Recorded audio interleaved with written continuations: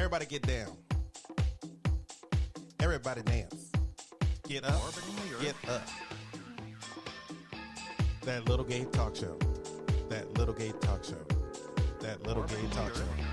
That little gay talk show. That little gay talk show.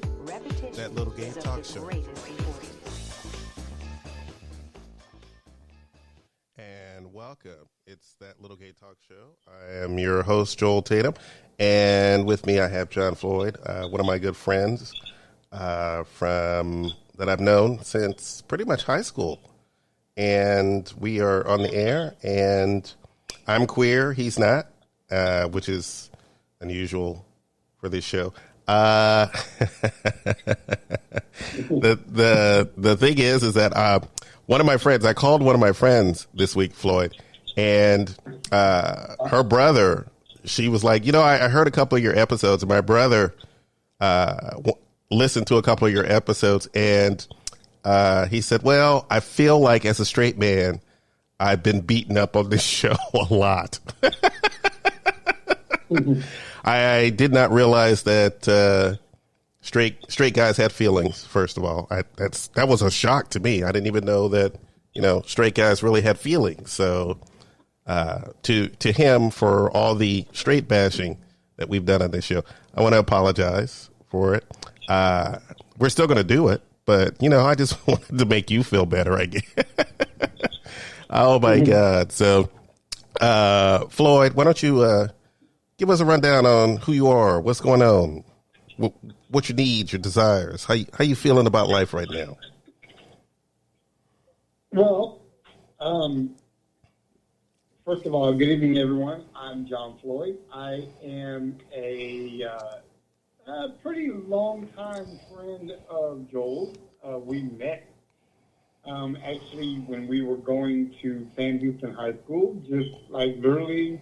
We were walking down the railroad tracks together, and I didn't know him. He didn't know me. And I went up and just started talking to him. And then every day we would see each other, and, we walked to school together and stuff like that. We became best friends.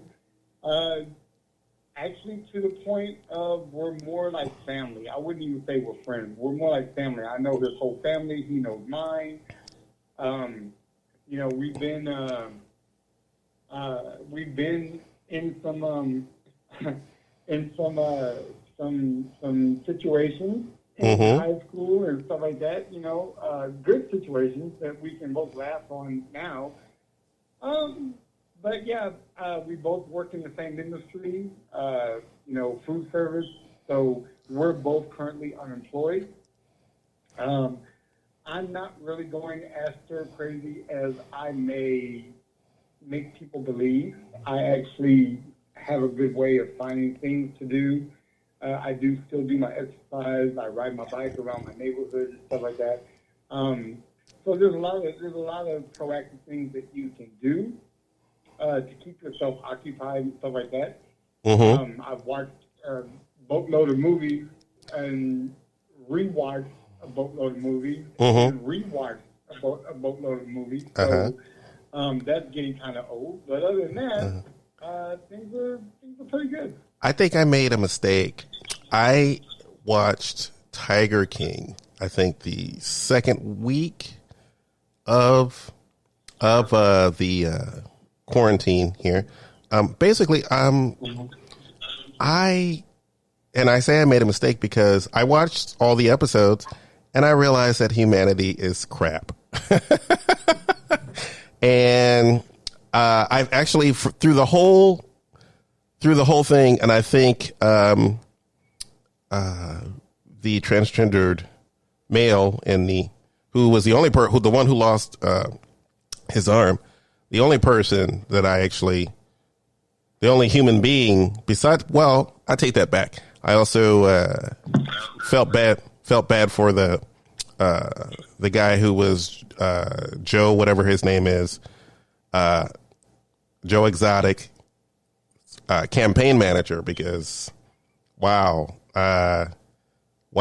Even when I saw that episode, and I'm trying to imagine him looking at Joe's husband playing around with a gun, and killing himself in front of me, that would be the most horrific thing. I mean, even just watching it from the TV, knowing that I didn't see it, thank God, that was horrific. And I went, you know what? I don't think I can watch another docuseries ever again. I think I'm done. I think I'll just stay in fantasy land because people are messed up. Right. People are completely messed up. So I'm like, you know what? No more docuseries. No more docuseries. Series. No more docuseries for me. I'm done. No more. I don't normally watch true crime, but everybody was like, "Oh, you got to watch this. It's Tiger King. It's so amazing." And I'm like, "Okay, I'll watch it." And I will never do it again. I've never even seen that, and I mean, do I recommend? Pretty much know what it's about. By what everybody posts on Facebook and Instagram and stuff. So I'm like, well, oh my God, so many posts, so many memes. Oh my God. One more Carol Baskin meme, and I'm gonna, one more Carol Baskin meme, and I'm just gonna go on a shooting spree. I mean, it's just, oh my God, it's tired, it's old. I'm like, okay, we're done, we get it. Exactly. Exactly. But the way I looked at it, and I mean, Facebook is great and stuff like that. I don't really.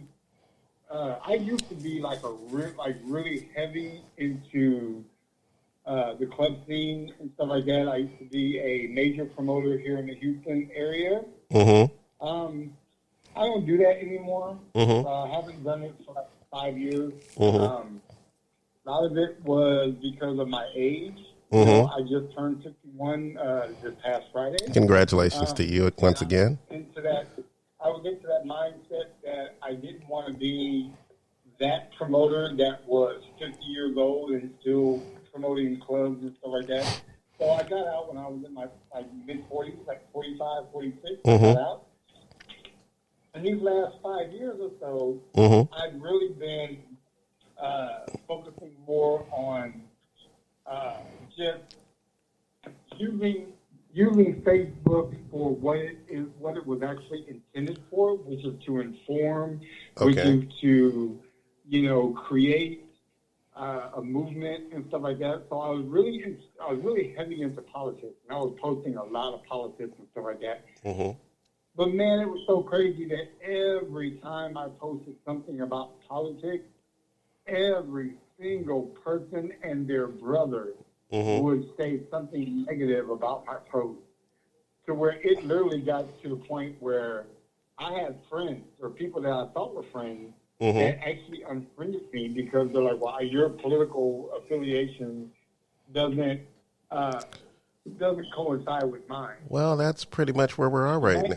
That's pretty much where we are right now. You can't be. My thought process on that is, if you and I are friends, and we've been friends for 5 years, 6 years, 10 years, 15 years, 20 years, and you're a Republican and I'm a Democrat, and I post something that you, being a Republican, don't like, and you feel the urge to unfriend me because of just because of my political affiliation, then you were never my friend to begin with. That's true. That's where I look at it.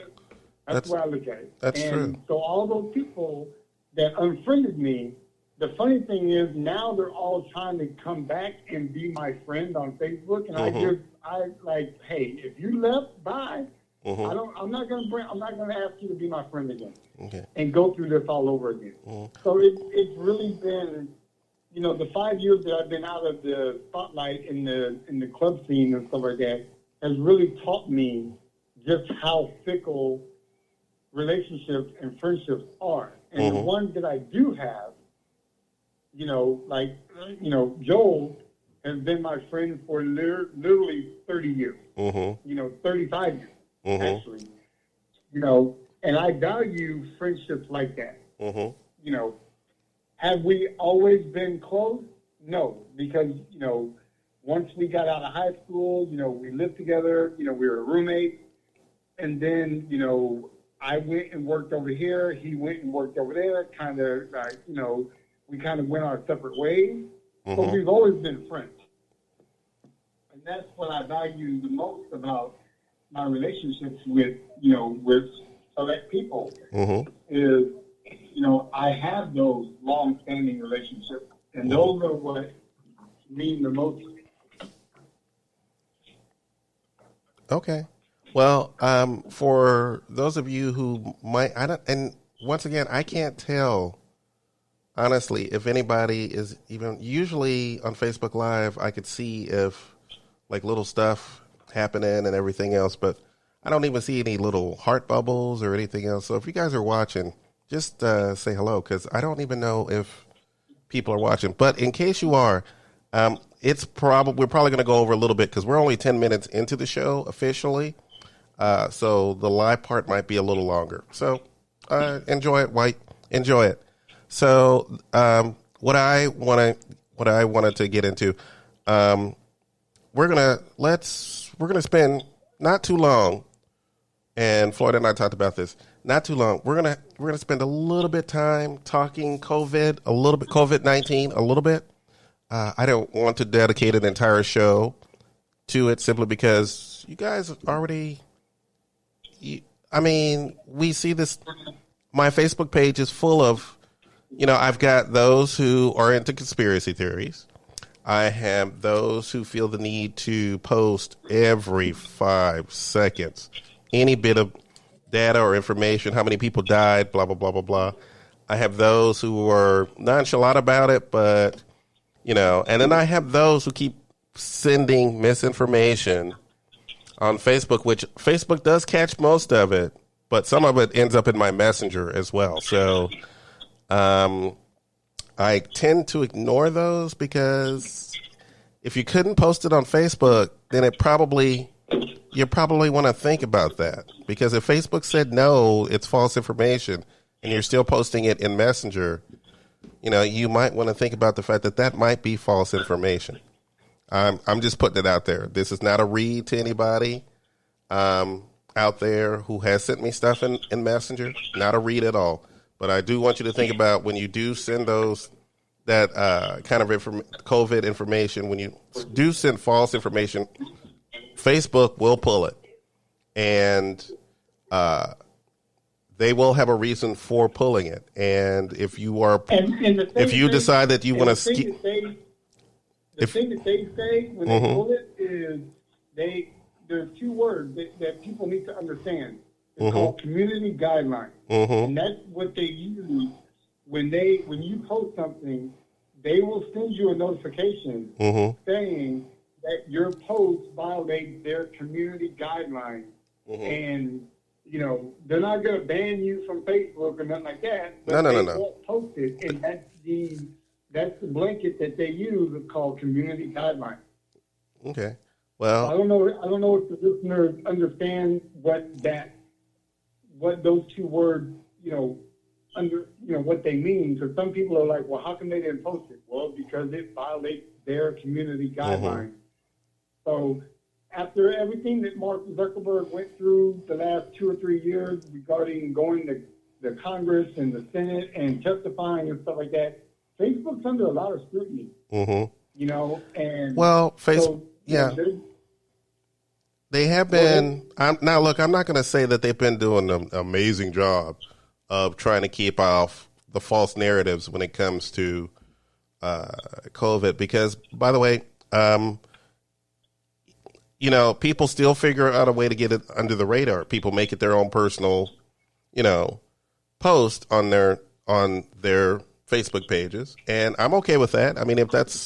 If you have a conspiracy theory about this kind of stuff, then that's fine. I don't have a problem with you posting it. But when you're posting information from a news source, and if you could see me on the thing, I did raise my hand in quotations. I'm going to question that, and I'm glad that Facebook is doing somewhat of a good job of making sure that those posts don't reach us. Although at the beginning of this, there was so much confusing information that I went, oh my God, I can't deal with this anymore. But like I said, I get enough from people, so we're not going to talk too much into it. But I do want to do this. I want to play something that my brother, Shannon, or Sarge Tatum on Facebook, has been chronicling his COVID hospital stay, which thank God everything is good. He is, when I first saw his video, hospital gown, he had the respirator, well, he had the little thing up his nose and everything. I guess that's the respirator.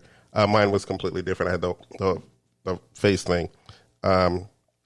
I don't know if that was from the lack of them or what have you, but he had the little things in his nose. And, you know, it was scary, but he's still in the hospital, but I think he's pretty much to the point where he'll be going home here in a few days. So he's left a couple of videos chronicling his journey, as I say, with COVID. So I'm going to play you a little bit of an excerpt from that, so you understand what it feels like to have COVID. Now, I also have another thing, so I don't want to get them mixed up. So I'm going to play it, and everybody just take a listen. I don't know if people on Facebook Live will be able to hear it, and that's fine. You need to hear the podcast to hear it, but here we go. What's up, guys? Nope. That was my friend Taval. He also has something to say about politics later, but we'll talk about that later. Here we go. Hey, family. Blessings to the universe's creators. Just wanted to give you guys an update. So I'm feeling terrible. I'm on the little trial drug thing, and I think this is how I have supposed to have been feeling this whole time. This coronavirus is terrible. It messes up your lungs. It gets you sick. It puts you, it really does things, but believe it or not, my testimony today is, I don't even know if you want to call it testimony. The worst thing about this virus is that what I've come to understand, it masks how you feel. So this whole time that I've been in the ICU and been sick as a dog, I haven't really felt sick. Like, I mean, I knew I was sick. I saw my chart, you know, and I analyzed the chart. My super smart baby analyzed the chart. And I seen my scans, and my chest looks like snow. And I can't breathe. I mean, I was struggling to breathe, but I was still breathing. But I felt fine. Like I felt 100. And it was the virus. The virus makes you not able to trust your own feelings. And I'm pretty sure that's why so many people are dying and getting ill so fast, because the virus is tricking them and making them think they're better than they are. And they wait. They're waiting. People are waiting to go to the doctor because they don't feel bad. But you are. I am. Like, since I've been taking this drug, I feel terrible. Like, oh my God. And my lungs feel exhausted. It's crazy. I feel like I've been lied to by my own body.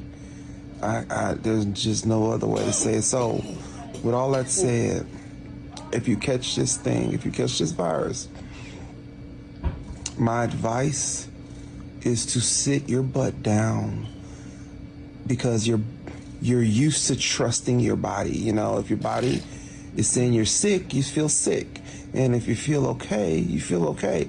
So you used to trust in your body. But with this coronavirus, you can't trust your own feelings in your own body. Sit down, relax, get better, heal, because you are sicker than you feel. Does that make sense? I owe my wife and my nurse wife and my nurse daughter and my computer science daughter an apology, because they loved me to pieces and they were fussing at me and I was getting angry with them. They were telling me to sit down and stay still, and I wanted to move around because I felt good. And they told me, Dad, especially Ashley, Dad, I did the math. And you are sick and you need to sit still. And I didn't listen, and I fussed with them and I apologized to them because they were right. I should have been feeling as crappy as I feel right now. I should have been listening and not talking. So I'm going to get some rest, y'all. I'm sitting my butt still. And I will update y'all later. Bye, family. Love y'all. Okay, that was an excerpt. Well, that was actually the whole thing. I was just going to play an excerpt, but I decided to play the whole thing because I wanted you to understand what this virus does to your body and the reason why that you need to stay your ass in the house. If you didn't figure that out from listening to him, how this virus will lie to your body and make you feel like that you're not as sick as you think you are.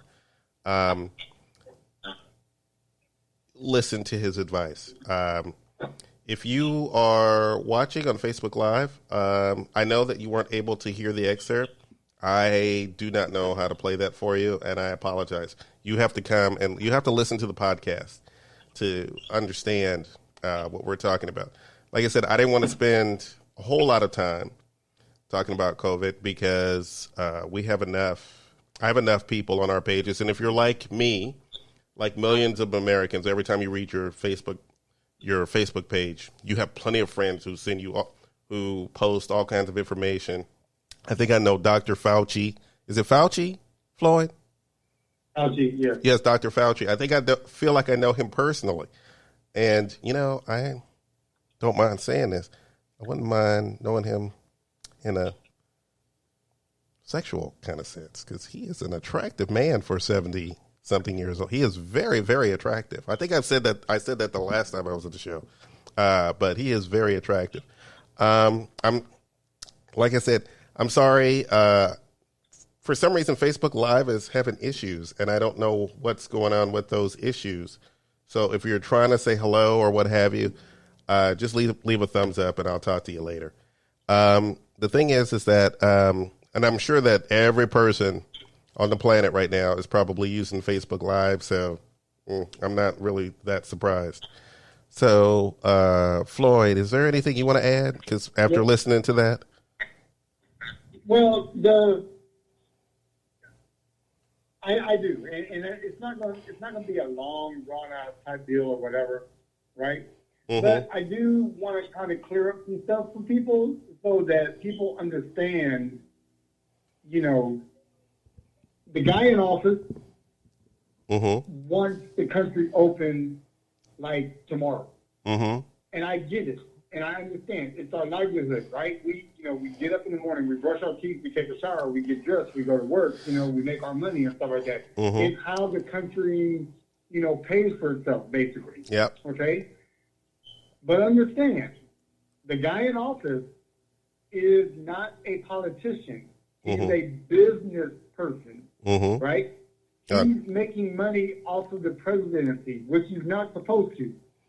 He owns golf clubs and resorts and hotels and stuff like that. So when the country is shut down, he individually is losing money because he is a business person first and foremost. He is not the president. He was not a politician. He was a reality TV star. He was a business person that became a billionaire. This is what people need to understand. So when he goes and he contradicts what people like Dr. Birx and Dr. Fauci are saying, and well, we need to get the country up and running, we need to get the economy going back and stuff like that, I agree with that. But you can't open the country if you haven't contained the virus. Yep, that's true. It's only going to make it worse. Yep. But he's pushing that because he is a business person. Okay. First and foremost. He is the president, second, third, and fourth. Right?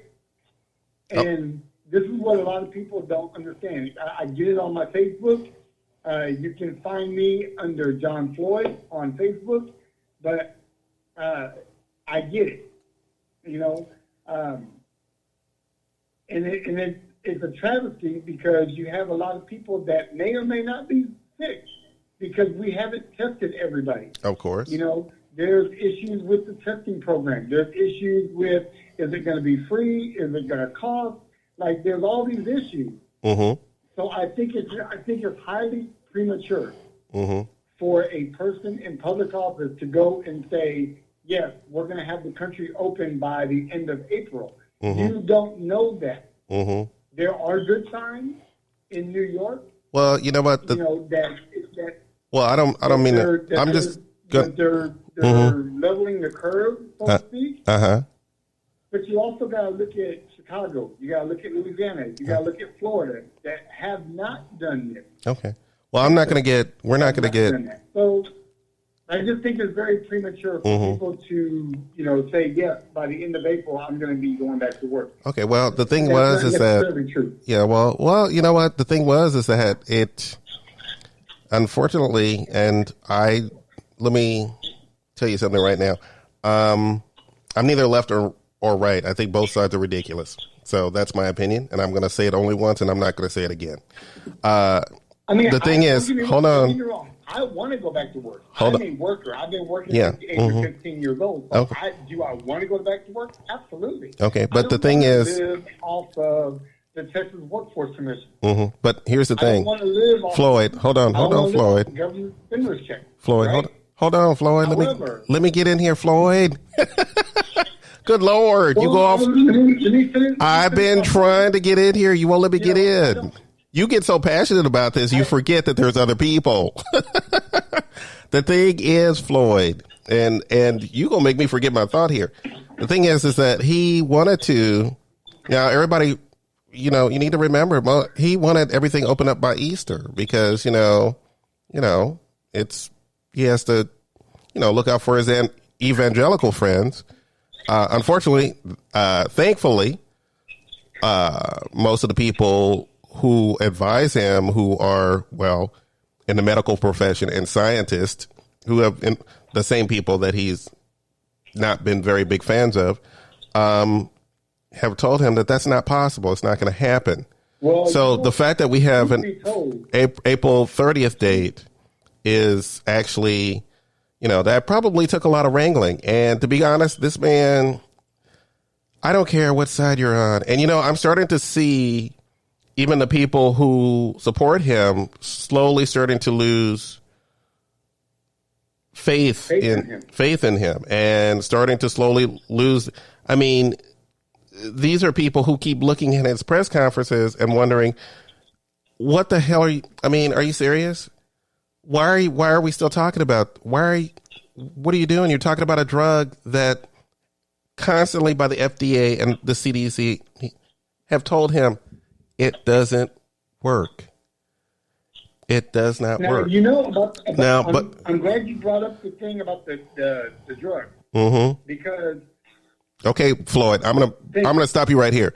We're not fixing to spend an hour and a half on this. So say what you got to say. No, we're not. But I'm just gonna drop this. I'm just gonna drop this caveat. Okay. Any person I don't care if they're a politician, if they are a nobody or whatever.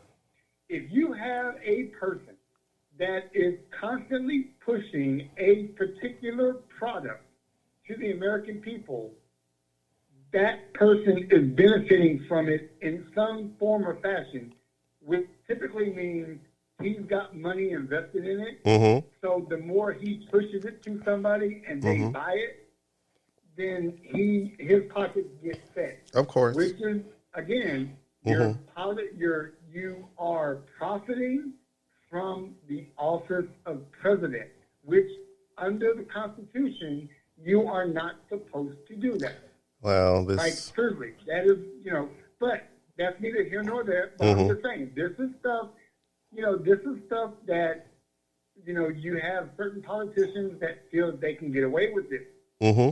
And it's part of what's wrong with the system. But like we agreed, we're not going to spend forever and a day on this. Mm-hmm. But when you have somebody that's pushing a particular product to the American people, it is because they have a financial gain to do it. Well, of course.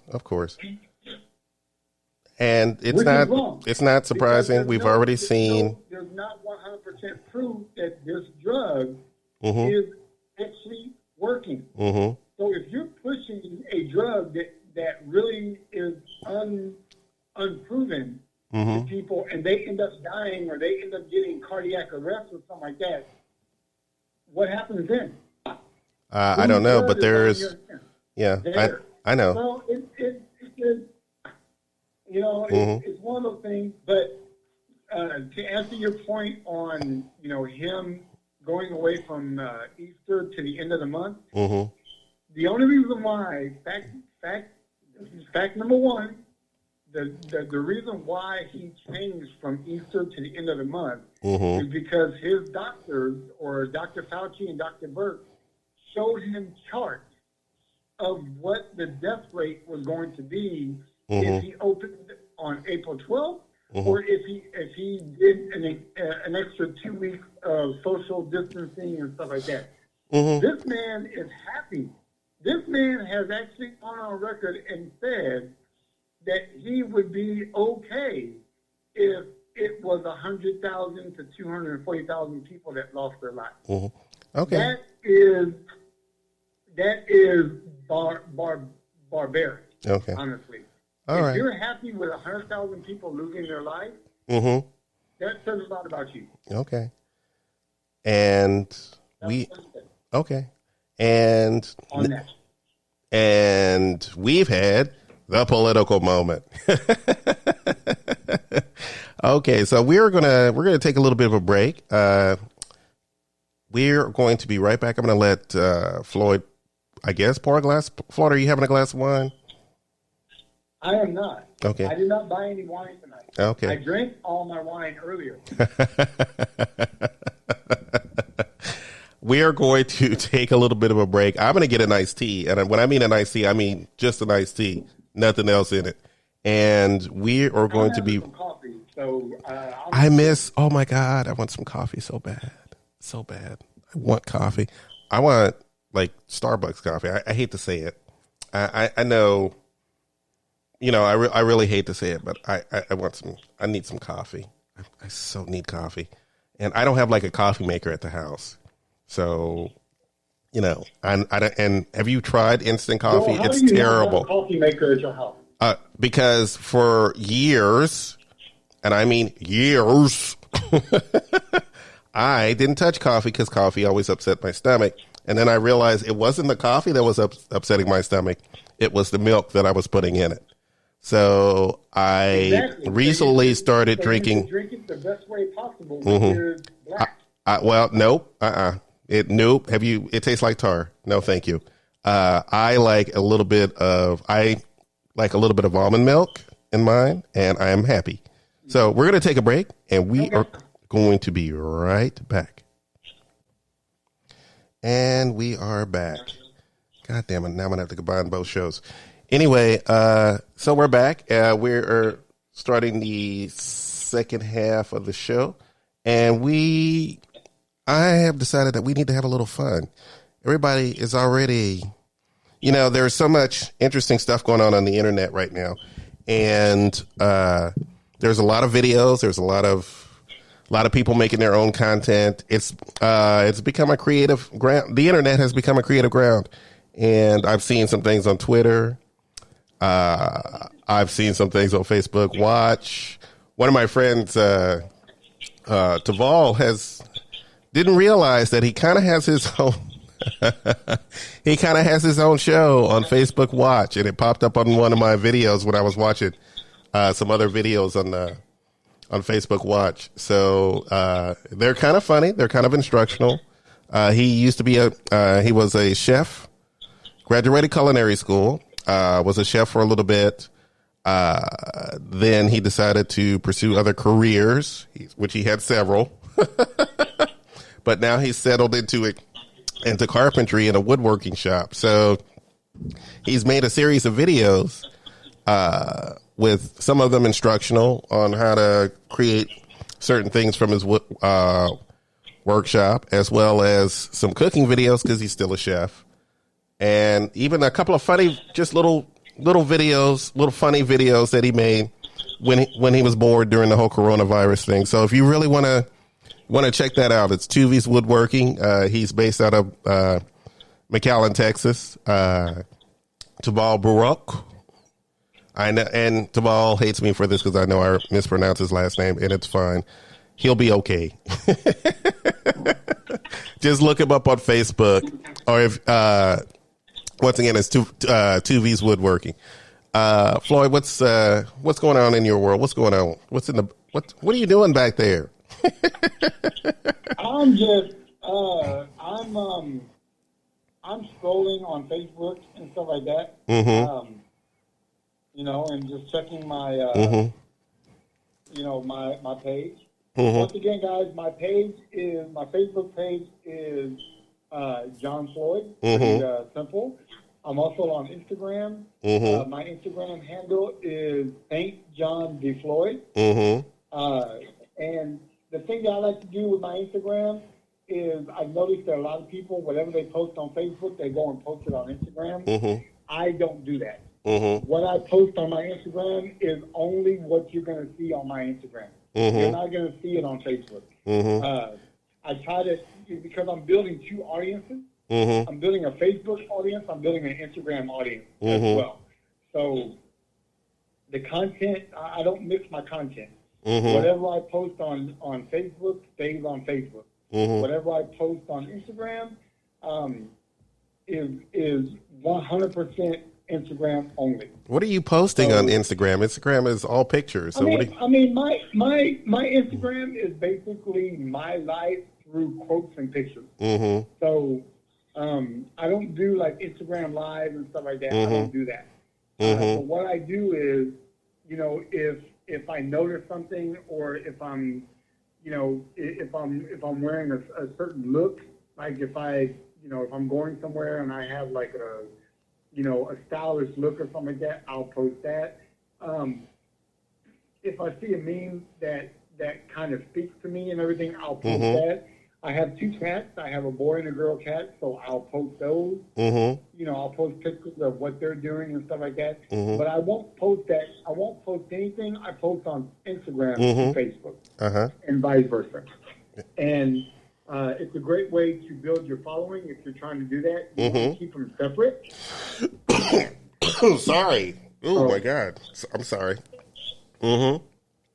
Oh, go ahead. I didn't mean to interrupt you. There are a lot of people in Facebook land that do this. Mm-hmm. That whatever they post on Facebook, they'll go and post it on Instagram, Mm-hmm. which to me makes no sense. Well, Floyd, you can post when I have Facebook, Instagram connected for the show. So if I post videos on my page for the show, they sometimes go straight to Instagram. Sometimes they do, sometimes they don't. It usually depends on what's going on with Facebook. But the show, though, I'm saying, for instance, if you have a guy that's on Facebook and he's at the gym and he's working out and everything, he'll post that picture on Facebook and then he'll post it on Instagram too. Okay, well, that to me is like an oxymoron. It's like, I don't know.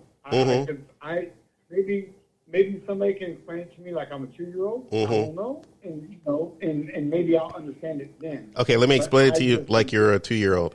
If you have a Facebook account and you want to connect it to your Instagram account so you don't have to go back and forth, that's how you do it. So if you want to post a video on Facebook and you want it to show up on Instagram, boom, done. But if you want to do two separate things, I realize what you're saying, but for some people, it's probably easier just to do it on one and then have it go to the other automatically. So, but some of the stuff with social media is you want to post content that people will follow. The more followers you get, right? Wow, look at you explaining. You start getting these big companies that want to, hey, you want to be a brand ambassador for us or whatever. Okay, how long have you did you just get on the internet yesterday? This has been going on for years, bro. You're literally explaining. But what I'm saying is, I feel like we're teaching a class on how to post online when there are 16-year-olds who post better than we do. We already know all of this. But what I'm saying though, Joel, what I'm saying is, the reason why I do mine the way I do mine is I'm building two totally separate audiences. That way, I can relate to more people. If you're linking your social media account to one account, you can't. You're trying to get followers. People aren't going to follow you if your people on Instagram are not going to follow you if what you're posting on Facebook is going directly to your Instagram as well.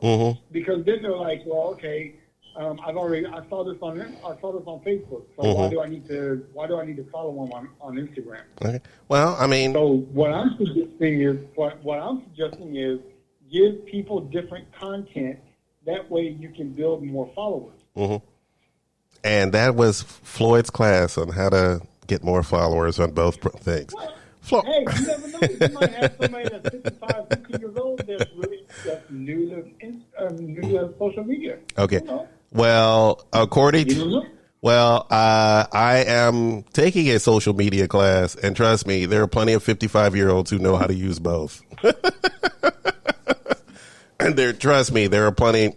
Facebook is the number one thing in the world right now, and trust me, there are a bunch of 55-year-olds who know exactly what they're doing when it comes to whether they're posting on Facebook and on Instagram, and I'm sure they're doing separate content.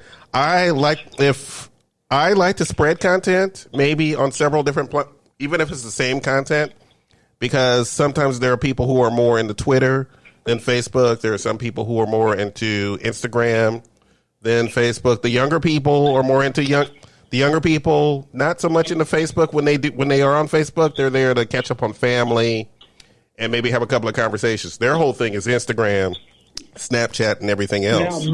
So the thing is that I do have a Twitter, but my Twitter doesn't really have a lot of followers because I basically use my Twitter to just fuck with people.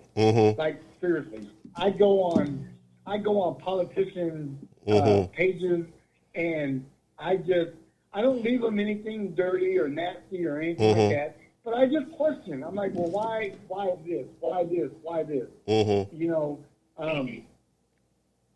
Or I'll go to MSNBC or some news organization. I'm like, why is that? And I question a lot of the content that people post on Twitter. I question it. So I don't really use it to gain followers. My basic use of Twitter is to look at the few people that I do follow, and then if they post something, I may leave a comment or I may like what they say or something like that.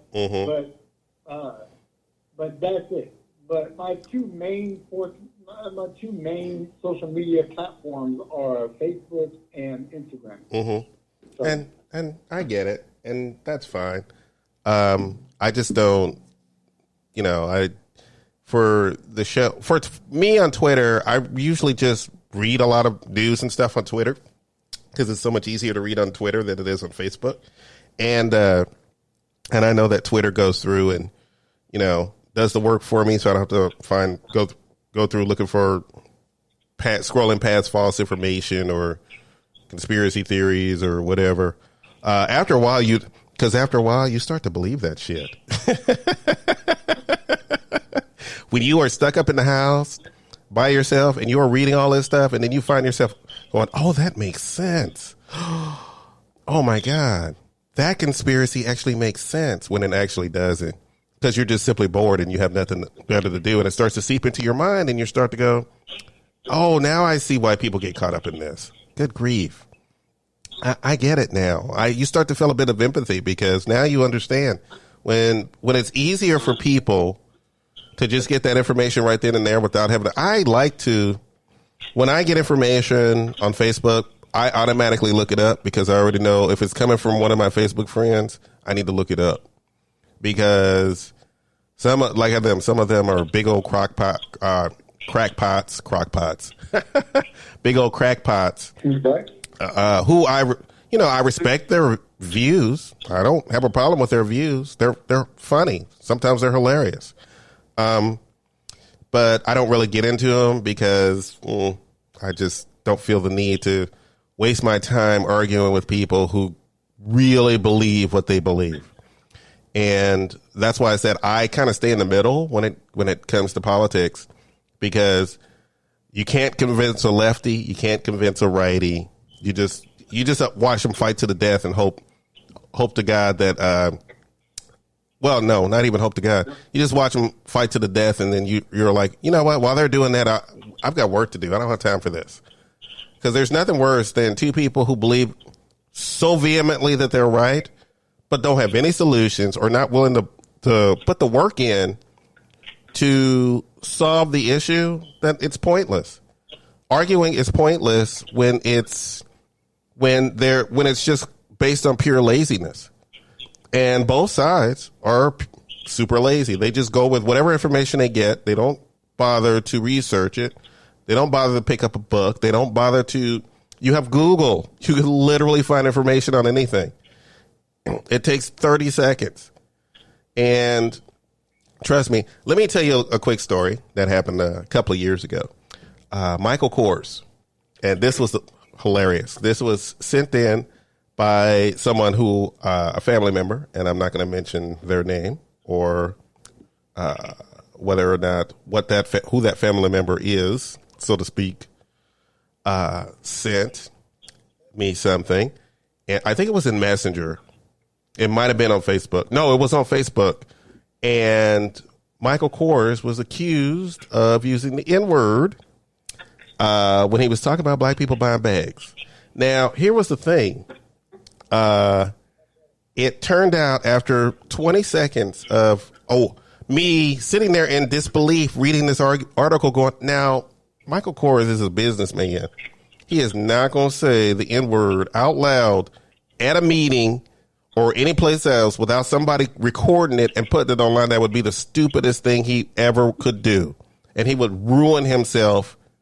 It would ruin him. He would literally lose his business if he said something as stupid as this. So I decided to look into it. Turned out it came from an article on a satirical website that at the bottom of the website said, hey, this is and I don't think it was about the N-word. I think he said something disparaging about black people, but but in the article, no. This is Michael Kors, the designer. This is one of my family members sent this because she was so upset, and she said, I'm never going to buy a Michael Kors bag again. He's a racist, blah, blah, blah, blah, blah. And I'm like, Michael Kors might be a lot of things, but I don't think that he's an overt racist. I think he's just like everybody else. He's an underground racist. So I don't think he's going to say or do anything that's going to ruin his business, especially when black people are buying Michael Kors like nothing in the world. You don't say no to money. You don't care where it comes from. And he is not stupid enough to say no to money.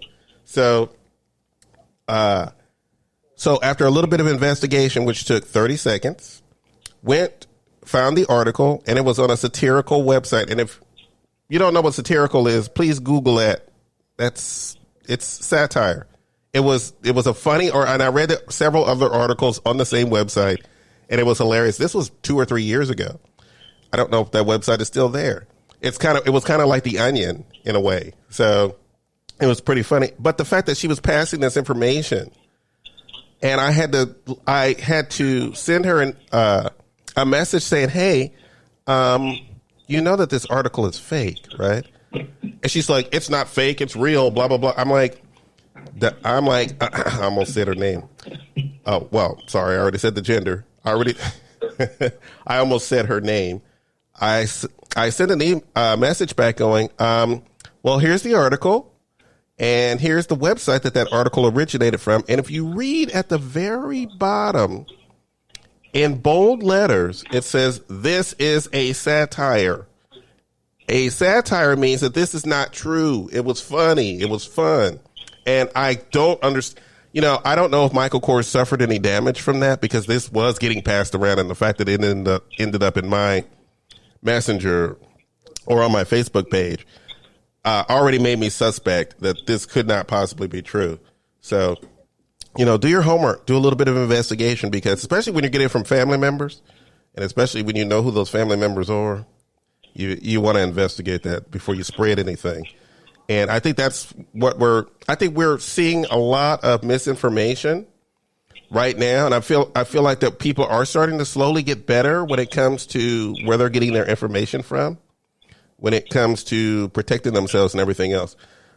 Those people running out to church because they feel like they need to be in church, because the Lord told them they needed to be in church. If the Lord told you needed to be in church during all this, sweetie, you're not going to make it. It's your time to go. I mean, if you are gathering with thousands of people in a church, no, that's probably not the Lord talking to you in the first place. So I don't know where these people are. Did you see that one on, I don't know if it was CNN. I can't remember. It was one of the broadcast networks, when he asked a woman why she was going to a crowded church, and she said she had the blood of Jesus on her and she was not going to get sick. And I laughed my ass off so much, not because, and I want to put this out there, not because I'm not a religious person. I'm not a religious person. I don't have any beliefs in anything when it comes to religion. You do your own thing, but when it comes to me, I don't have no beliefs in it. I don't have time for all that the pomps and circumstance and all that other crap that goes with it. It's too much work. So when she said, I couldn't help but laugh. I'm like, did this woman just say that she had the blood of Jesus on her and that she was protected? That was the most hilarious thing I had ever heard. And she said this in a mic on TV, and I heard that several of those people who went to that church ended up sick. So, yeah, this is what happens when you listen to misinformation. So please stay at home.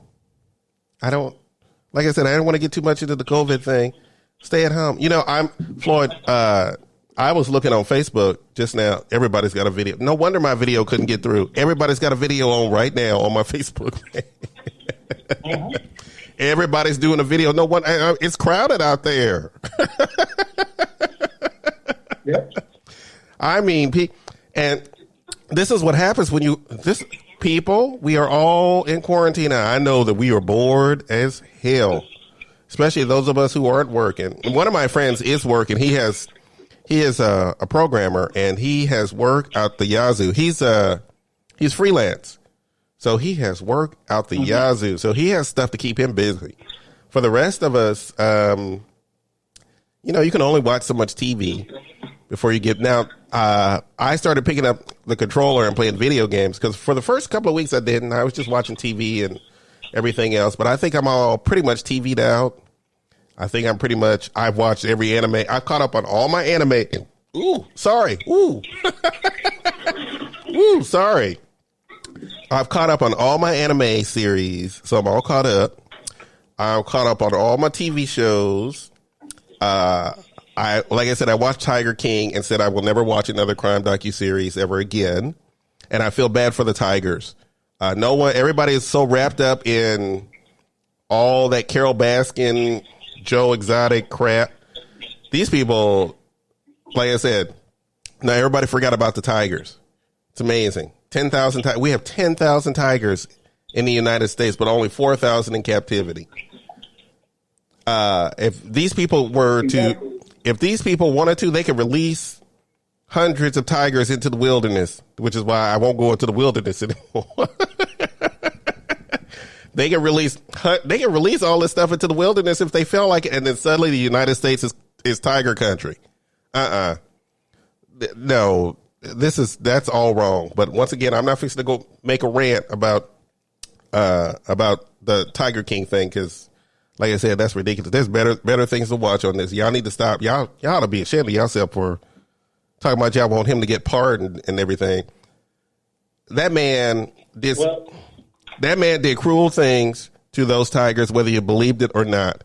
And every tiger wrangler that was shown in this, from Carol Baskin on up, they should all be ashamed of themselves. Every last one of them.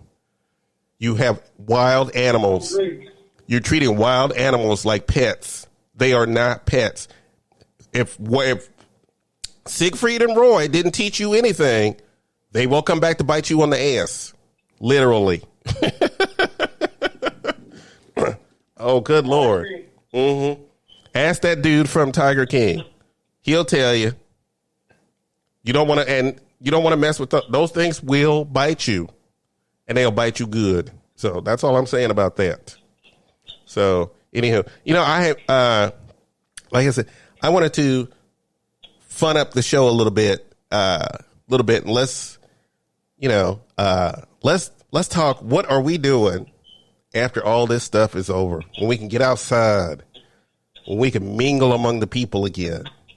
Have y'all made plans? If y'all have made plans, y'all need to, if you're listening to this show and you've made plans, please go to, like I said, go to That Little Gay Talk Show on my Facebook page and tell me what your plans are for when we're all out of quarantine and we can all like touch each other again. Cause Floyd, I'm going to tell you right now, as soon as I get out of quarantine, I'm going to be touching a lot of people. Mostly, almost all of them will be. Almost all of them will be men, but I'm going to be touching a lot of people. Well, do it with a mask on, Joel. Okay, after we get out of quarantine? Yeah. Okay, well, I mean, if we have to wear... Because remember, Joel, mm-hmm. even though we're going to be out of quarantine, mm-hmm. it doesn't necessarily mean that we're going to be safe. Mm-hmm. Because there's no vaccine. Okay. We're not going to be 100% mm-hmm. okay mm-hmm. until we have a vaccine. I think what's going to happen when we get out of quarantine, whenever this happens, look, everybody says the end of April. I don't even think, I think Dr. Fauci said it best. It might be May, it might be June. We said the end of April, but it might be May or June before we see the light of day, after the end of the light at the end of the tunnel, so to speak. So we can probably expect to be sitting around for a little while longer than April. Everybody would love it to be April, but let's be honest, it probably won't be April. It'll probably be May or June by the time this virus before it starts. I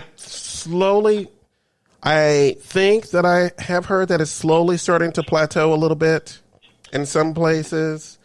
Other places who didn't do the stay-at-home order in some states, I think there are 9 states that didn't do that. It's gonna be really, really bad. Mm-hmm. And okay, so. Oh, here we go. No long rants, Floyd. Just get to it. No long rants. We're supposed to be having fun in this. I don't mind a little bit of conversation, but no long rants. But people need to understand mm-hmm. that just because it's because it's flattening in New York, you got 10,000 cases in Florida. Mm-hmm. You got a lot of cases in Louisiana. You got okay. a lot of cases in Colorado. Let me cases in Texas. Let me interject. When it comes to Florida and Louisiana, let me interject. And I say this, and I don't have no problem. And if anybody has a problem with this, You know my Facebook page. You can tell me about it. That's what you get, Florida and Louisiana, for not doing a stay-at-home thing, an order. Y'all chose. You have a Democrat in Louisiana. Let me tell you. You know what I've discovered, and thankfully my friend told me about it. Louisiana politics has been corrupt since day one, and it's still corrupt. So the fact that people were still, they had no stay-at-home orders, people going to people having parties at bars and all this other stuff while all this stuff is going on, that's what you get. That is truly Florida and Louisiana. That's all I'm saying, and I said this before, and I'll say it again. Let me talk to my fellow gays here for a second. Prime real estate will be opening up if Florida and Louisiana don't get their shit together. Some prime real estate. We might have, if we have to have a state to ourselves, Florida and Louisiana might open up. That's all I'm saying about that. I don't want to include Louisiana because Louisiana is filthy, and that requires a lot more cleaning. Louisiana might have to go to the lesbians because they know how to fix shit. So Louisiana's going to take years of cleaning up. You got all that oil, and Louisiana's nasty and dirty. So yeah, that's a lot of cleanup. Florida has all the beaches, the sunshine. We'll be fine.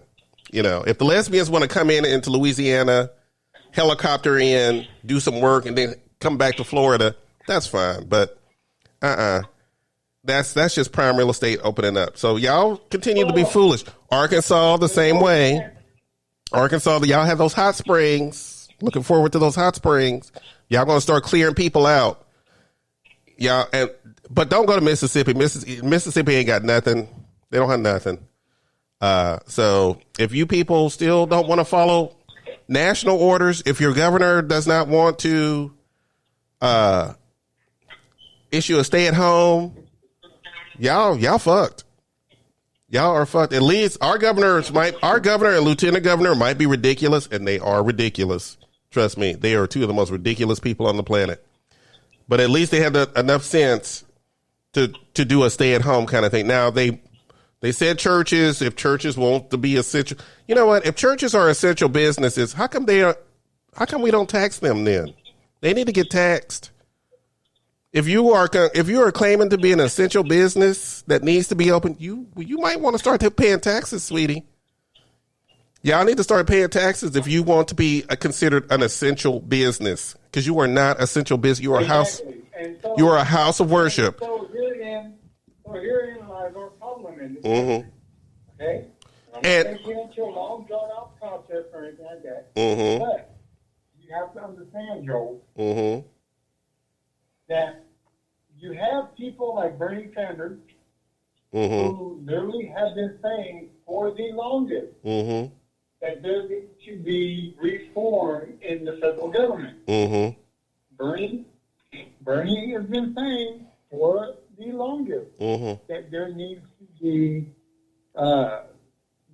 be Medicare for all. Mm-hmm. Right? What does Medicare have to do with churches? All the people right now. Okay. Oh, I see where you're going. Go ahead. Have any issues with getting treatment mm-hmm. or anything like that if our country was ran regarding healthcare like they do in Canada. Mm-hmm. Every single person in Canada gets comprehensive mm-hmm. healthcare. You just love to throw in politics whenever you can. I see that. You love to throw in politics whenever you can. Good Lord. What? Huh? I love what? You love to throw politics in whenever you can. Good Lord. No, but if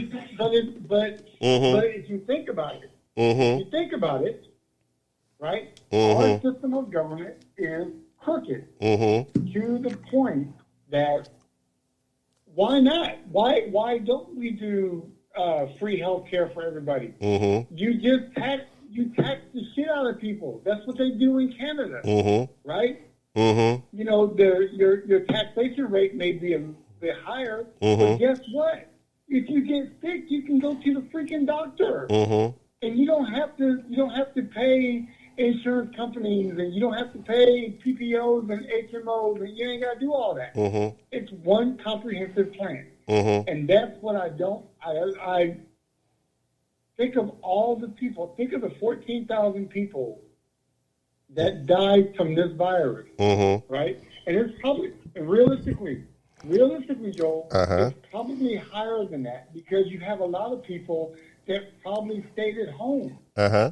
that couldn't afford to go to the doctor, Yep. right? So they died at home. Mm-hmm. So it's probably not 14,000. That's just a ballpark figure, Okay. right? But think if everybody had comprehensive, Mm-hmm. medical insurance, health insurance, Mm-hmm. we would not. A lot of people in this country would not be struggling, Well, I'm not gonna. to get health care. I don't know if I 100% agree with that because I think that even with a standardized medical system, I think you would overload it at the same time if everybody had if there was Medicare for. I think you would overload the system with people running to the doctor because, they're not worried about that as an expense. So I think you would overload the system. And not everything's perfect, Floyd. Well, Yeah, I think you would overload the system. Yeah. You have to look at So, you have to look at other countries. There's yes, in other countries, it has worked, but it's worked because those countries that was something that was that's been a part of their country for, in some cases, for maybe hundreds of years. Exactly. So Exactly. but the thing is that they've had countries like Italy. Mhm. Expensive as fuck to live in Italy. But the thing is, Right? Floyd, is even if you were to institute that kind of thing, it's not going to, first of all, it wouldn't happen overnight. Secondly, it is going to cost money. And yes, it will come out of the taxpayers' dollars. And that is a good thing.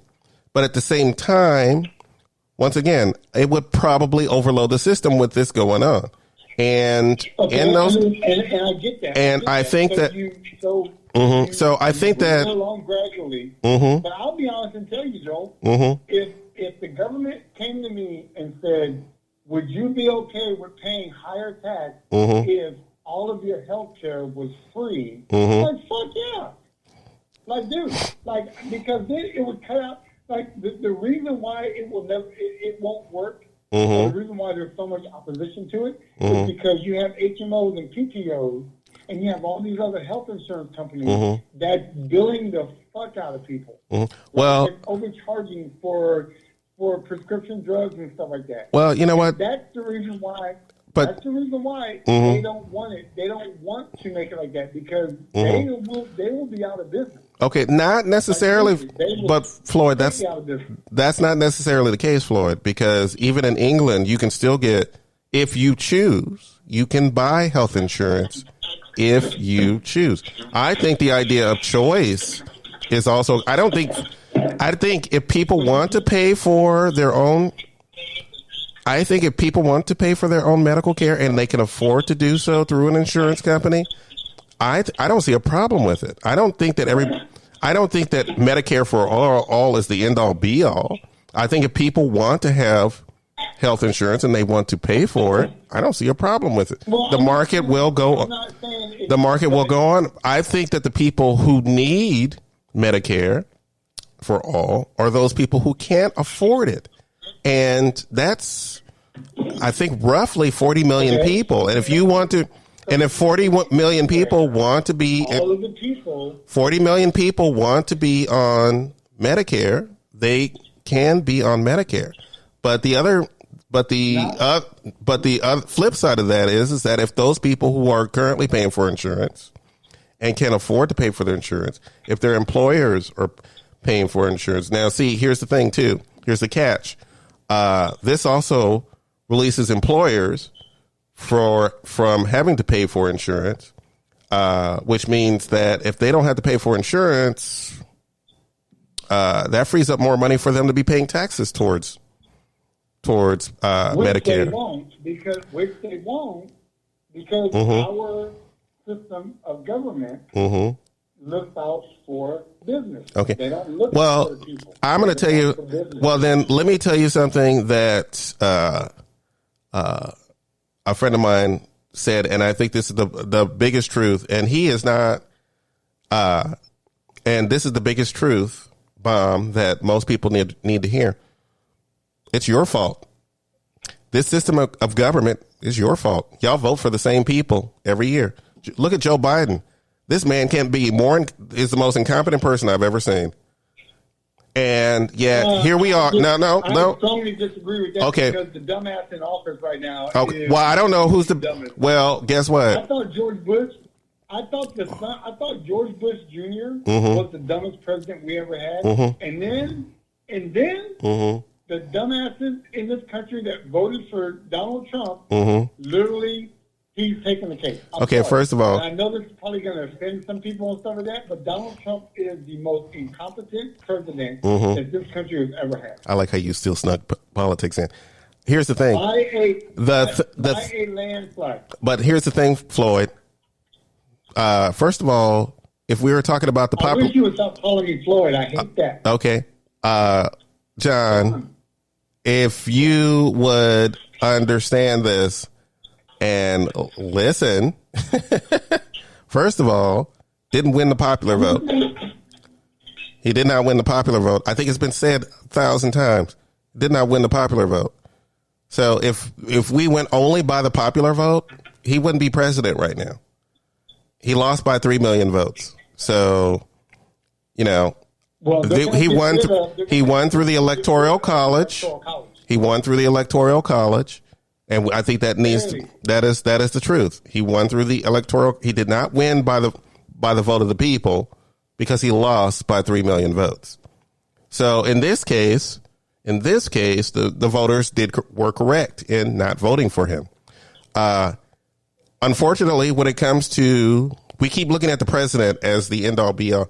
He is not. When it comes to voting, you vote in your local politics, you vote in your state politics, you vote in your senators and your representatives. Those are the people that are most important.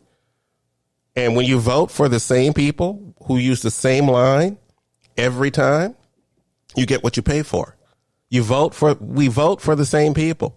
We don't vote outside of the box. You don't vote. Democrats don't vote for independents. Republicans don't vote for independents. They don't vote for people who actually have common sense. They vote for the same people who give them the same fears and make them feel comfortable.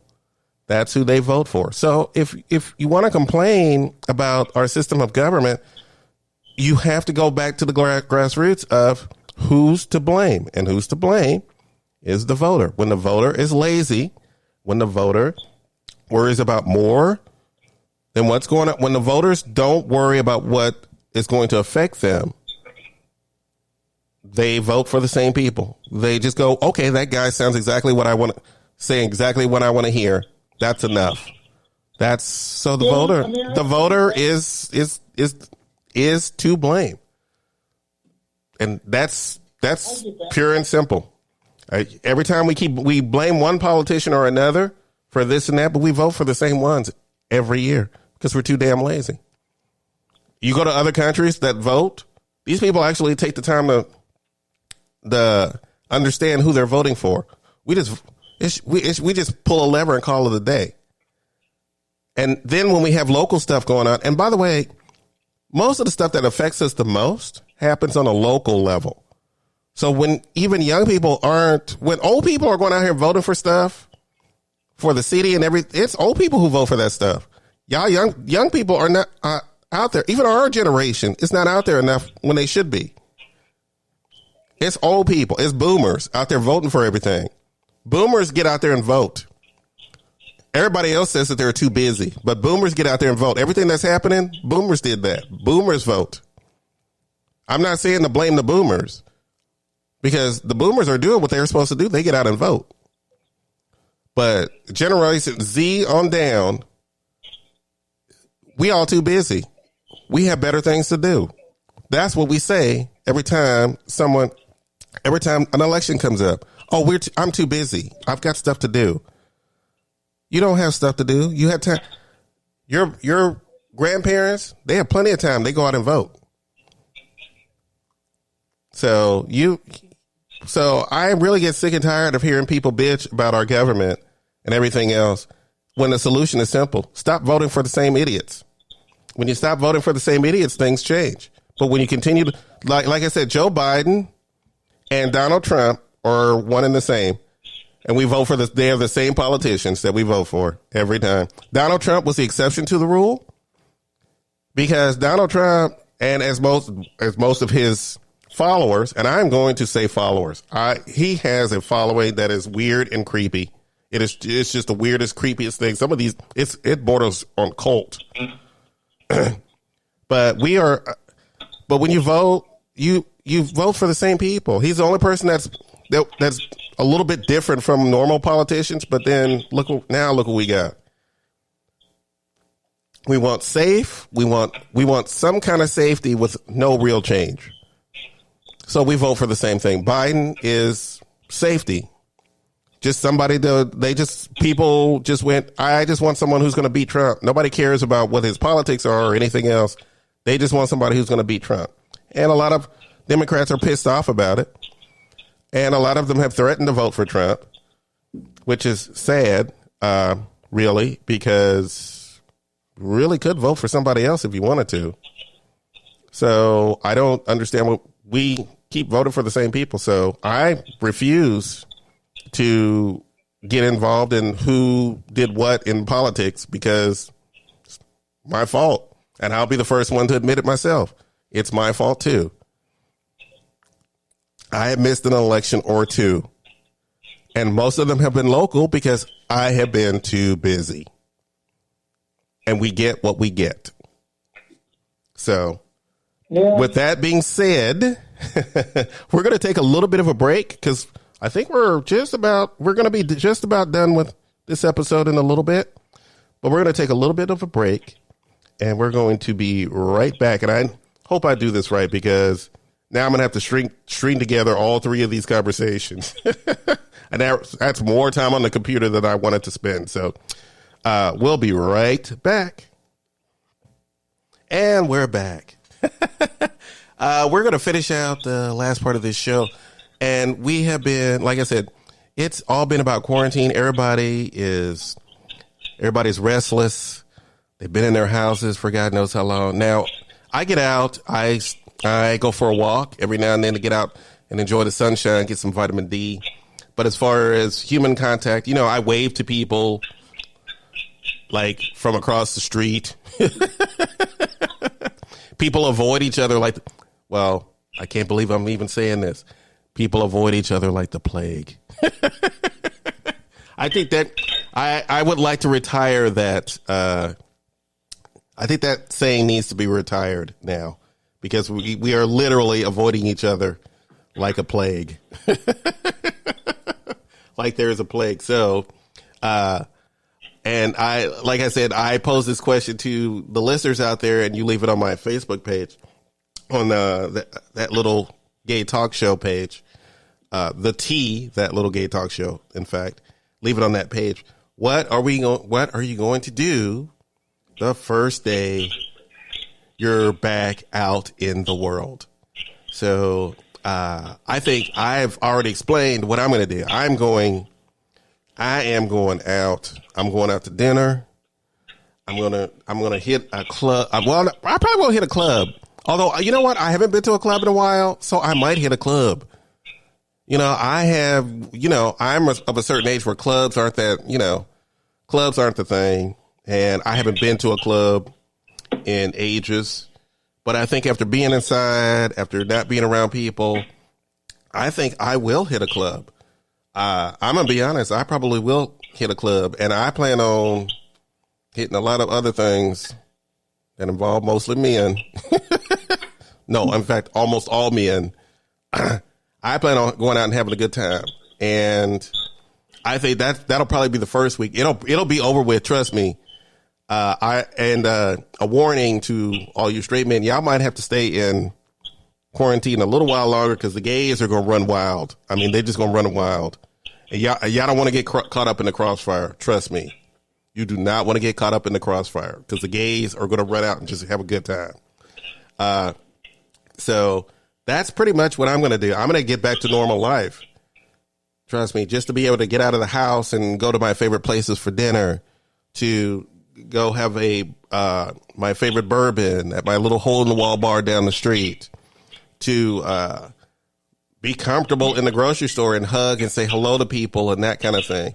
Now, the hugging part might take a little while longer. Who knows? Who knows what's going to happen? And like I said, it'll probably be, as much as we would like to think it's going to be April, it's probably going to be May or June by the time we see the light of day. So I just want to say that we are looking forward to that day. And for right now, I'm going to sit back and watch a bunch of my friends make Facebook videos about life in quarantine because they're hilarious. And trust me, I tried to do the same thing, and obviously Facebook Live is so backed up right now, it's ridiculous. So if you're trying to make a Facebook Live thing, I suggest you do it at like 2 or 3 in the morning because it's pretty crowded right now. It's a crowded scene. So that's what's going on with me. Can't wait to enjoy happy hours with my very small but extremely tight knit crew. Literally, it's only like 2 or 3 people.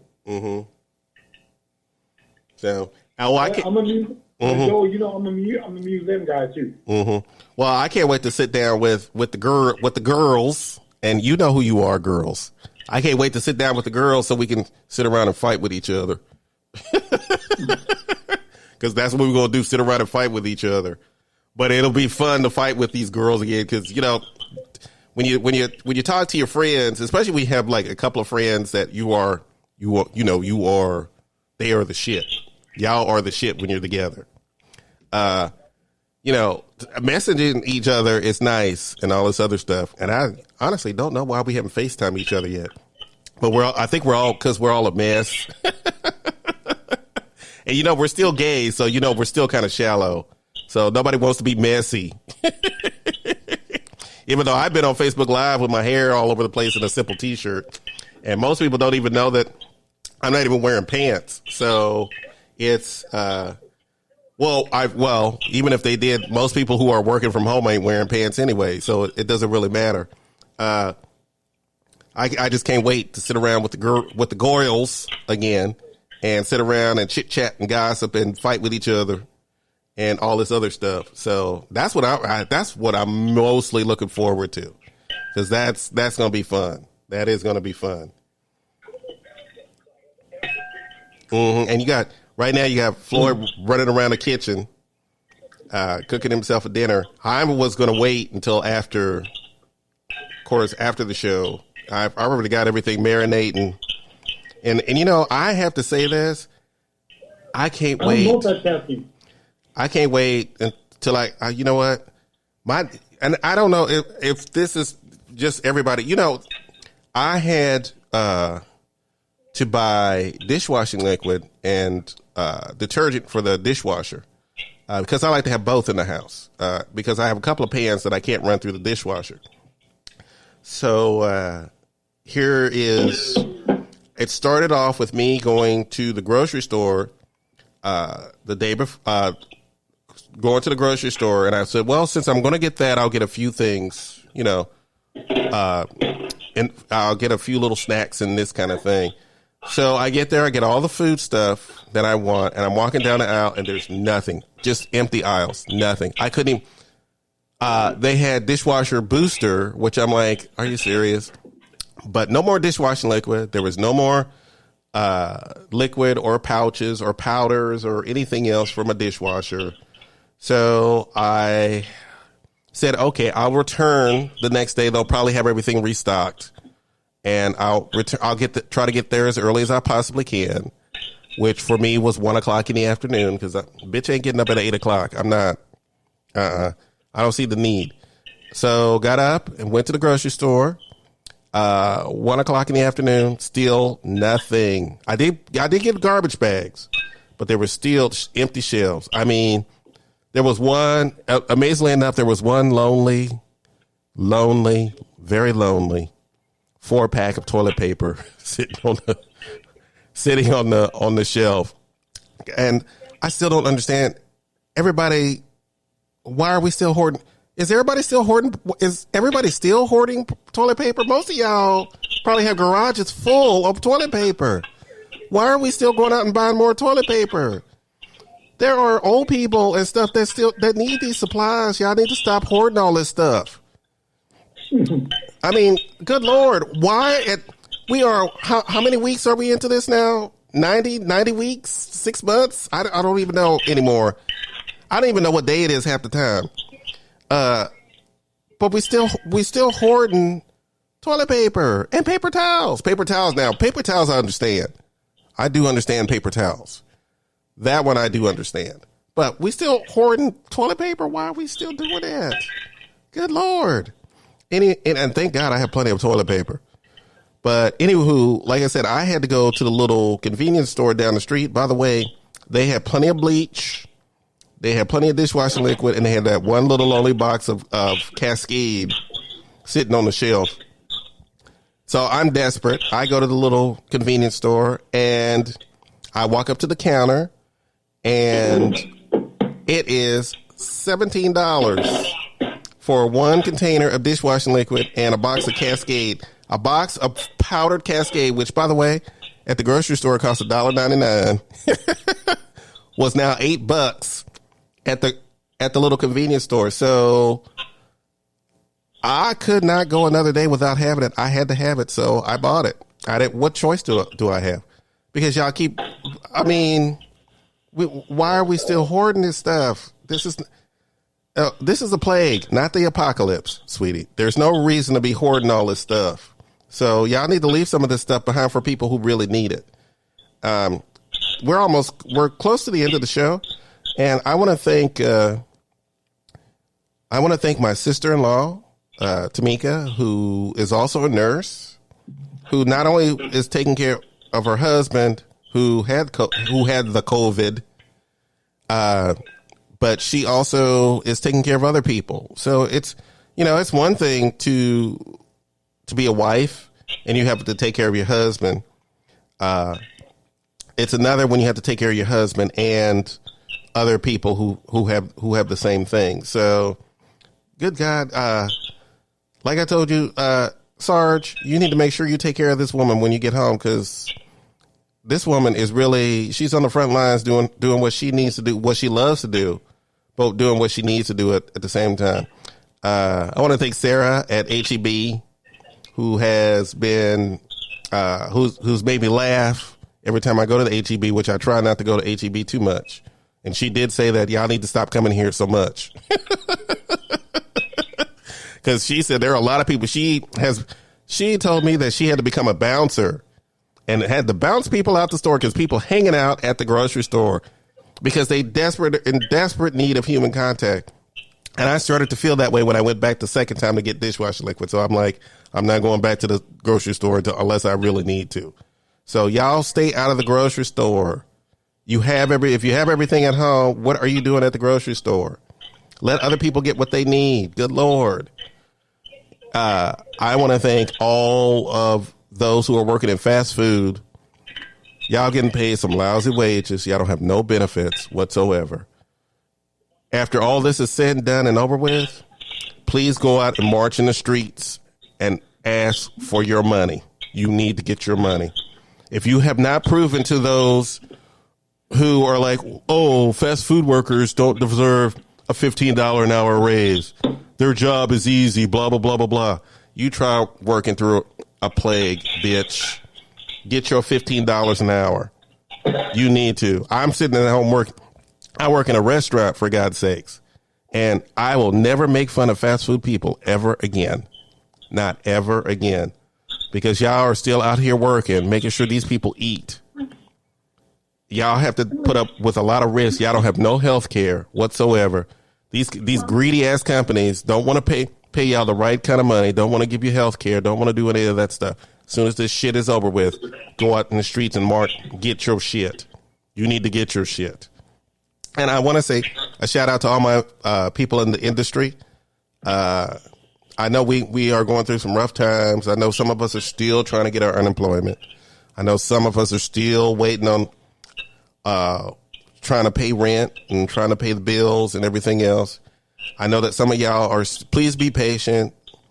TWC is doing the best they can. They do have it set up where you can, each area code has a different day.